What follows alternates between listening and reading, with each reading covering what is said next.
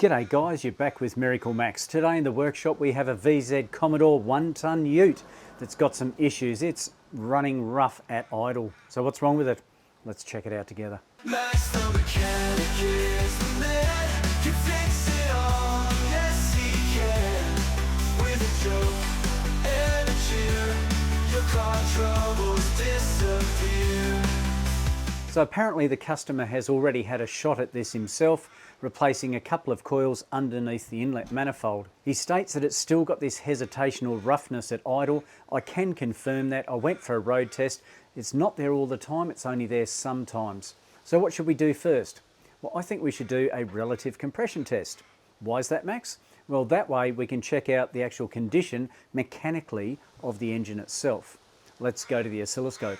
But before I do that, I'm going to do a full system scan. And the reason behind that is during my relative compression test, I'm going to have to pull out perhaps a fuel pump relay. And of course, that will log a code. So I don't want any external codes that I have created. I just want the codes that may direct me in the diagnostic path that I need to go. And the survey says, yes, it's got quite a few fault codes, but let's read and see what they actually are. We've got, one here, 1, 2, 6, 1, whatever.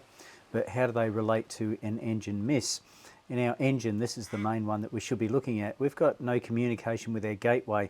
This is a non-present fault, and to me it doesn't relate to a miss condition. Let's move down further. Brake switch, not present. Wheel speed sensor, not present. These slip rings commonly play up. I did a video on that some time ago. Low battery, these are all history ones. We've got a serial bus data fault there, that's a current one. Let's see how that relates. That's also listed as history too. Instrument, we've got a current as well as a history, the same code, which comes back to here, which is our auxiliary serial data bus fault. Not concerned about any of those. I will print this out for the customer so that they have a record of the scan that's been done. But I think we need to dig a little deeper. So let's head back to the relative compression test. One thing before I start is that I've noticed there's a lot of mices been around everywhere. All around the engine there's little teeth marks everywhere. I've got to keep that in mind. Of course, there's always damaged wiring to consider. I've got my battery stabiliser put into place, as you can see, to make sure during this testing procedure we have good battery voltage. So let's have a look at our relative compression test. So first thing we need to do is we need to stop the engine from actually working, as in operating. We need it to crank over. So I'm going to rip out one of these relays. So I'm just going to rip out the fuel pump relay, and that's that guy over here. So obviously it's going to run for a little while until it runs out of fuel. So we'll just chuck that aside, crank it over and see if we can get it to stop starting, if that makes sense.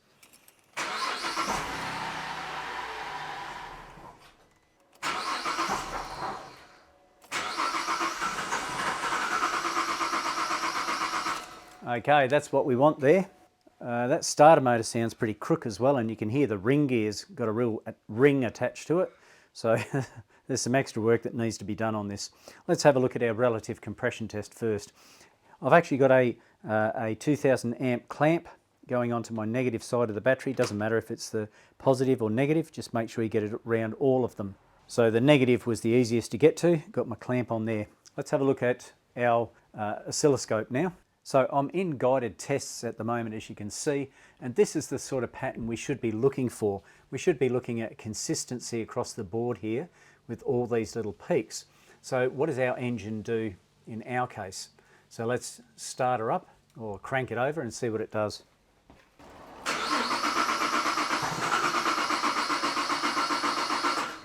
Okay, that should do us, I think. Over here you can see where there's a high current pull, and that's because the engine is stationary, then it goes into motion. And what I'm going to do is, this looks fairly even over here, so I might just zoom in a fraction on that. About there, I think that should do me. It's a V6, of course, or 6 cylinders, so I'm looking for 6 individual peaks here, and I think I'm happy with those peaks. Let's have a look at them.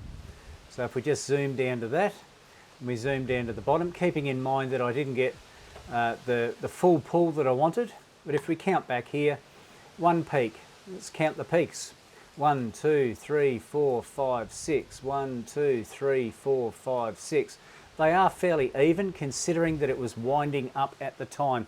So look, I don't believe that we have a mechanical issue with this miss. I believe we have some other sort of issue. So let's look into it further. Now that we've determined that the engine seems to be okay mechanically, let's have a look for this miss. What can we look for further?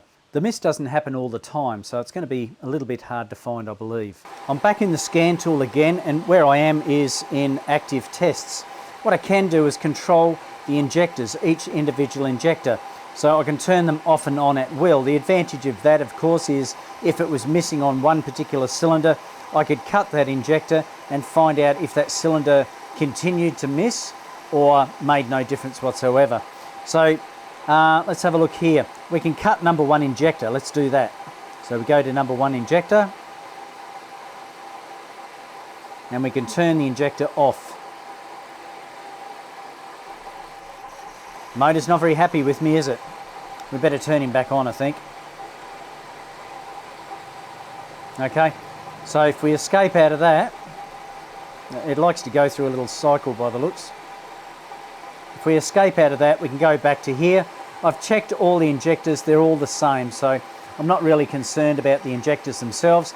Next stop, I might look at some fuel trims.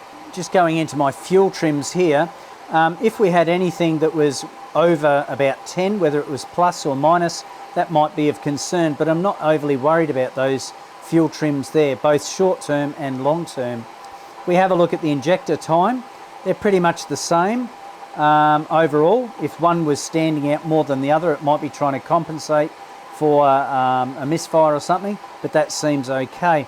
So look, I'm not overly concerned about these. I'm going to head down the path of spark. That will be my next test. I've spoken to the customer and he's given me permission to go ahead and have a look at the coils as well as the plugs. He said he replaced the plugs about like 2,000 Ks ago, and then the ignition coils were done as well, just the front two. That bloke, where am I looking, fellas? That one there and one over there somewhere, just the front two. But I'm going to check them all, of course. I just want to show you what the inlet manifold looks like. Check this out. There's the throttle body there. Looks like it's never been cleaned in its life. It's pretty gross. I'll give that a good rub-a-dub-dub.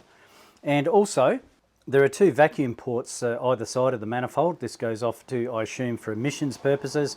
But have a look, it's totally blocked full of carbon. There's no vacuum going to come through that bad boy. So I'll give that a clean as well while it's all off.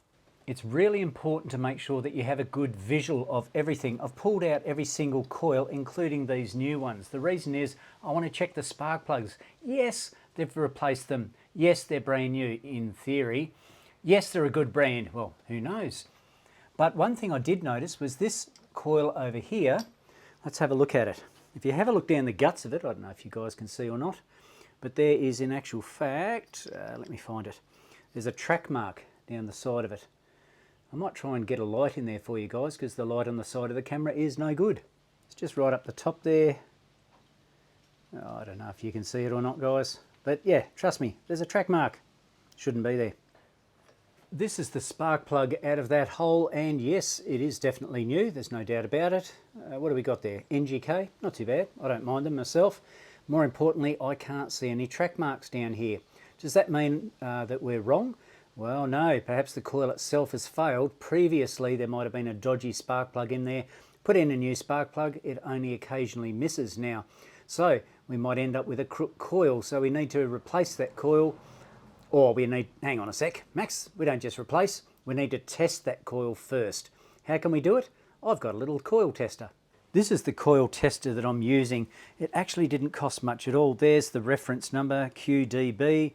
-2A, not a sponsor of course, but it's not a bad little unit. I made my own testing unit and unfortunately blew it to smithereens, pumping at about 1300 hertz through the spark plug and coil. The coil got very hot and my little tester, she went boof. So I'm repairing that at the moment. Mine takes a hell of a lot more voltage. The MOSFETs are a lot stronger than these guys here, but this fella works just fine. But I do want to show you what I've found so far. In the book, it recommends that you adjust the frequency to between 10 and 40 hertz and adjust the duty cycle to 1 to 5%. Whatever. Get rid of that. Let's pump this puppy up and see what happens. So at the moment, I'm running about, what's that, 193. Not sure if you guys can see that. get it off the light, 193 hertz and 49% duty cycle. Bit hard to see. Let's hook into it, see what it does.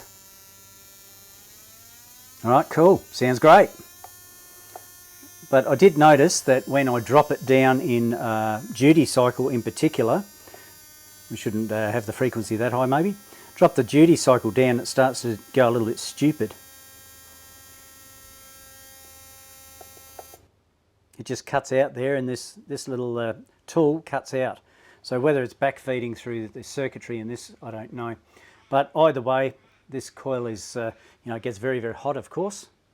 Burnies on the pinkies. So I'm going to replace that one due to that tracking mark down there. I've removed all the spark plugs and checked them thoroughly to make sure that they're burning okay, that there's no track marks or anything like that down the spark plug itself. So at this point in time, I believe that we just need to chuck in a set of coils to remedy that missing issue. So here's an interesting turn of events, people. This guy here is a brand new coil, question mark, question mark. That's the spark plug that was in it. When I pulled it out, I did notice something a little unusual on the spark plug. Notice all that green. I'm not sure if it's grease or something along those lines, but inside here looks okay. But have a look. Now, just to prove that, you know, there's no smoke and mirrors happening here, we'll put this guy aside for a sec. I've wired up the one next to it, the cylinder next to it, which would be number 3.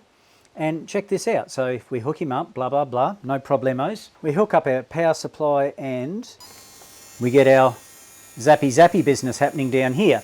Now I'm just going to connect up that fella over there that I pulled off and have a look at what that one does. So this is the spark plug that goes with this ignition coil. This is number 3 coil with its spark plug. I'm going to change over all the wiring associated with it, and let's see what it does. That one there goes to that one there. That one there goes to that one there. That one there goes to there. Come on, fella. And that guy there goes to that one there, like that. Okay, so I get this guy out the road. So that's connected up exactly the same you saw me do it. All right, I'll put the power to it and see what it does. Hey presto, nada. So is it the spark plug or is it the coil? Simple fix. Change that spark plug, we know that that's good, into that one there.